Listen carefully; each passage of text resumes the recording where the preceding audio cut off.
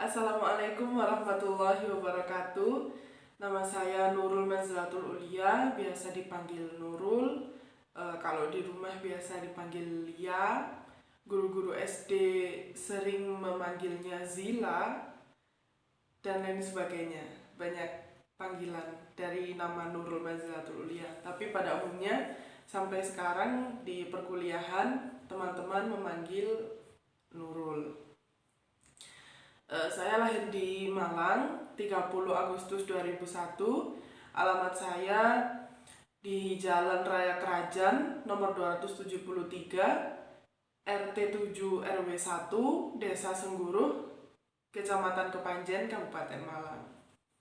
Sedikit deskripsi tentang diri saya.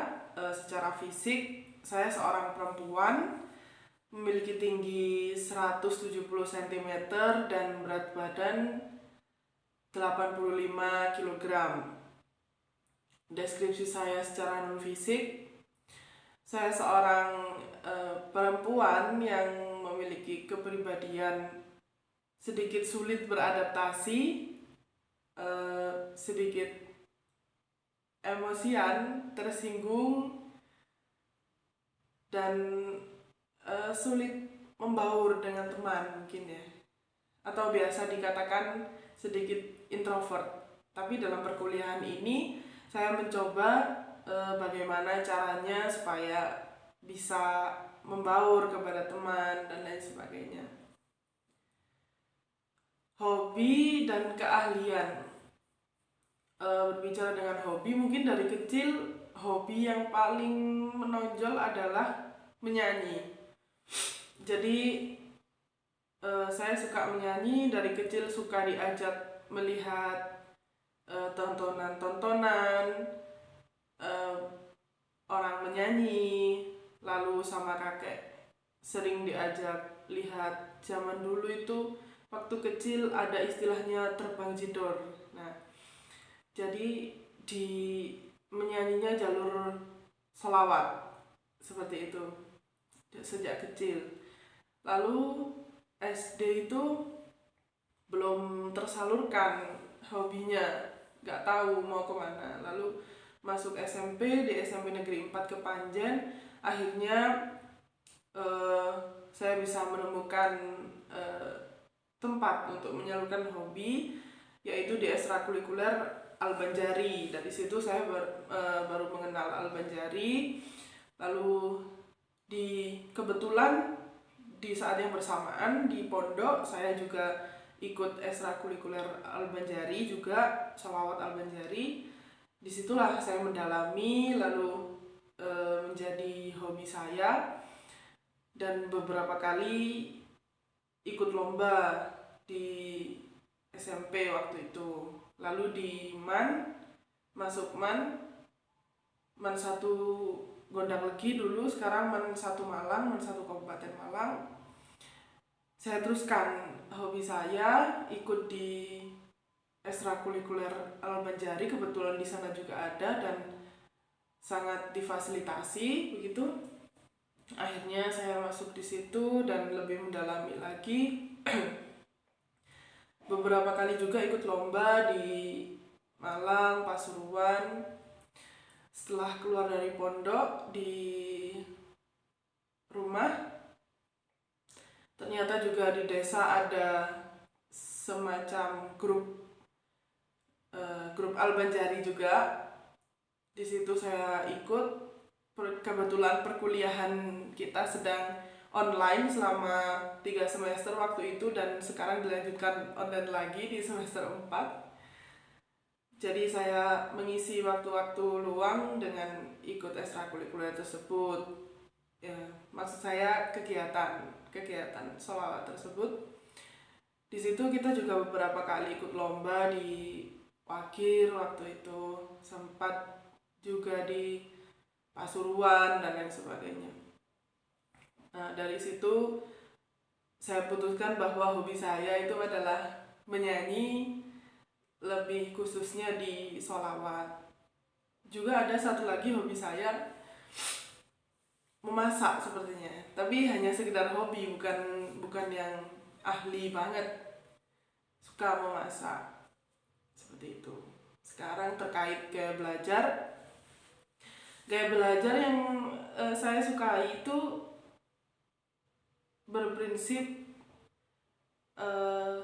serius tapi santai tapi serius, seperti itu. Maksud saya belajar itu tidak harus yang menegangkan, yang harus selalu terpaku pada layar dan lain sebagainya, harus fokus dan lain sebagainya. Maksud saya fokus di sini tuh mendengarkan, tidak melakukan hal apa-apa, itu saya tidak bisa seperti itu. Saya itu orangnya yang tipenya harus bergerak. Maksud saya apa menggerakkan tangan, apa bermain apa dan lain sebagainya, itu malah lebih membuat fokus seperti itu. Sambil terkadang di semester yang lalu-lalu saat pembelajaran di e-learning mata kuliah pendidikan kewarganegaraan, itu biasanya sambil mendengarkan video pembelajaran, tangan saya menggerak-gerakkan apa sesuatu, atau menulis-nulis, mencoret-coret buku dan lain sebagainya. Itu yang biasa saya lakukan seperti itu. Tapi juga tidak lupa bahwa deadline sebuah tugas itu penting, seperti itu. Jadi tidak meremehkan, tapi sebagaimana kita enjoy melaksanakan tugas-tugas kita. Kalau kita sudah enjoy, maka kita ikhlas. Kalau kita ikhlas, maka tugas tersebut terselesaikan dengan baik, seperti itu. Yang terakhir, pandangan terkait Pancasila. Kalau Pancasila sendiri itu secara bahasa kan artinya terdiri dari dua kata, bahasa Sanskerta, panca dan sila.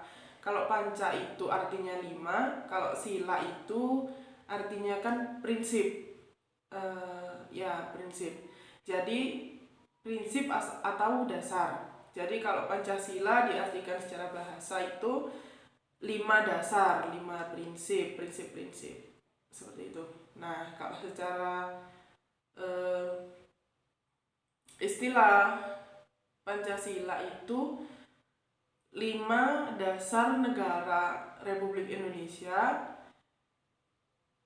5 pokok dasar negara Republik Indonesia, yang diharapkan 5 dasar ini nanti bisa untuk menjadi pedoman, untuk menjadi acuan seluruh rakyat Indonesia menjalani kehidupan di dalam negara Indonesia ini.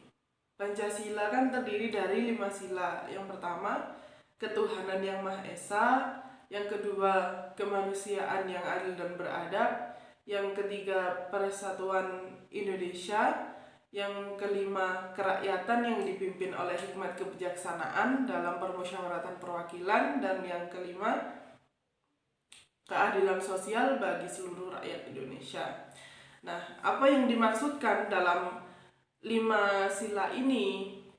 Yaitu yang pertama, ketuhanan yang Maha Esa, bahwa seluruh rakyat Indonesia harus dan wajib memiliki satu Tuhan yang Maha Esa. Jadi di Indonesia ini semua orang wajib beragama, seperti itu.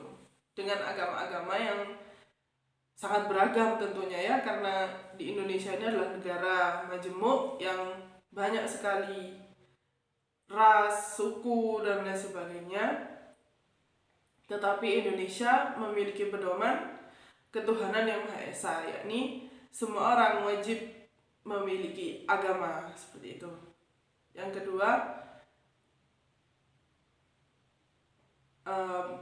ketuhanan yang Maha Esa, kemanusiaan yang adil dan beradab. Yang dimaksudkan di sini adalah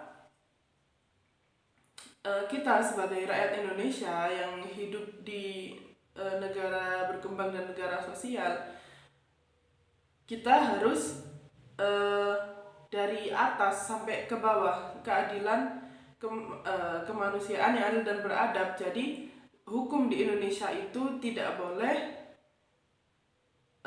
tumpul ke atas lalu tajam ke bawah, seperti itu. Harus adil dan beradab. Dan Kenapa beradab? Karena kita hidup berdampingan dengan banyak orang, dan harus kita menggunakan prinsip tersebut karena semua agama mengajarkan tentang adab dan keadilan. Seperti itu. Yang ketiga, persatuan Indonesia, yakni apapun, dimanapun, kapanpun, dengan kondisi apapun, semua rakyat Indonesia harus bersatu, walaupun dengan berbagai macam pemikiran, berbagai macam hal-hal yang mungkin bisa membedakan kita, tapi kita harus disatukan dengan asas, dengan sila ketiga ini, yakni persatuan Indonesia. Yang keempat, kerakyatan yang dipimpin oleh hikmat kebijaksanaan dalam permusyawaratan perwakilan. Kerakyatan yang dipimpin dalam kebijaksanaan permusyawaratan perwakilan ini adalah selama berjalannya pemerintahan di Indonesia ini, kita harus dipimpin dengan pemimpin yang bermusyawarah, dengan asas yang bermusyawarah. Jadi kita kan negara demokrasi, jadi tidak sah kalau kita dipimpin dengan kepemimpinan yang memiliki keputusan sendiri tanpa memikirkan rakyatnya. Permusyawaratan perwakilan. Yang kelima, keadilan sosial bagi seluruh rakyat Indonesia. Jadi mungkin memang belum terrealisasi dengan baik, tapi sebagian besar dan seharusnya sudah harus benar-benar diterapkan keadilan bagi seluruh rakyat Indonesia ini. Jadi mau kaya, mau miskin, mau di dalam desa yang terpencil atau di perkotaan, mau tua atau muda, kita harus memiliki keadilan yang sama, seperti itu. Harus memiliki kemakmuran. Nah, itu tujuan, bukan hanya tujuan dari pemerintahan, tapi juga tujuan dari rakyat itu sendiri. Jadi kalau kita selalu salah-salahkan pemerintah, seumpama gimana ya pemerintah kok tidak bisa menyejahterakan rakyatnya dan lain sebagainya, kita sebagai rakyat juga harus sadar bahwa kita juga memiliki kewajiban untuk menyejahterakan saudara-saudara kita sesama Indonesia, satu Indonesia, seperti itu. Seumpama kita yang kaya, seumpama memiliki banyak rumah mewah, mobil mewah dan lain sebagainya, ya harus patuhi aturan, membayar pajak dan lain sebagainya, seperti itu. Nah, itu juga nanti terrealisasikan untuk keberlangsungan di negara kita. Untuk permasalahan pejabat-pejabat kita yang mungkin saya bisa bilang oknum, yang seringkali muncul di TV seperti bisa dikatakan korupsi dan lain sebagainya, itu semua menjadi PR untuk kita semua. Kenapa bisa terjadi seperti itu di negara kita? Kita sebagai pemuda-pemudi penerus bangsa, kita harus menyadari itu sejak dini. Kita harus putus rantai itu sejak dini. Apa yang membuat mereka seperti itu, kita pelajari sebab-sebabnya, lalu kita akan bisa menemukan solusinya. Kita putus mata rantai mulai dari generasi kita, agar tercipta keadilan sosial bagi seluruh rakyat Indonesia, seperti itu. Sekilas video perkenalan dari saya, ada kurang lebihnya saya mohon maaf. Wallahul muwaffiq ila aqwamit thoriq. Wassalamualaikum warahmatullahi wabarakatuh.